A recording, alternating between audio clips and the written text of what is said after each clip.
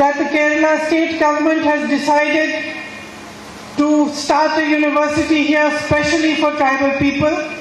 നിങ്ങൾ ഒരുപക്ഷെ അറിഞ്ഞിട്ടുണ്ടാവും, നമ്മുടെ സംസ്ഥാന സർക്കാർ ഈ വയനാട്ടിൽ നമ്മുടെ ഈ സമൂഹങ്ങൾക്ക് വേണ്ടി പ്രത്യേകമായി ഒരു സർവകലാശാല ആരംഭിക്കുവാൻ ബജറ്റിൽ പ്രഖ്യാപിച്ചിരിക്കുന്നു.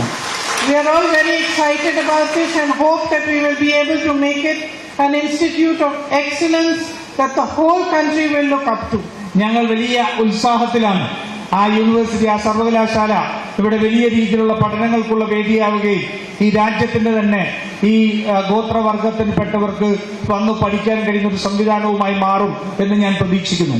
I believe very strongly that your culture, your traditions, your languages, your ways, your festivals need to be preserved and protected. ഞാൻ ഉറച്ചു വിശ്വസിക്കുന്നു, നിങ്ങളുടെ സംസ്കാരം, നിങ്ങളുടെ ജീവിത രീതി, നിങ്ങളുടെ സംഗീതം, അതുപോലെ തന്നെ നിങ്ങളുടെ മറ്റ് ആചാരങ്ങളെല്ലാം ഇന്ന് ഏറ്റവും നന്നായിട്ട് പരിപാലിക്കപ്പെടേണ്ടതാണ് എന്ന് ഞാൻ ഉറച്ചു വിശ്വസിക്കുന്നു. So with these efforts, we hope to put in as much energy into protecting and preserving your traditions and your cultures as is possible. അതുകൊണ്ട്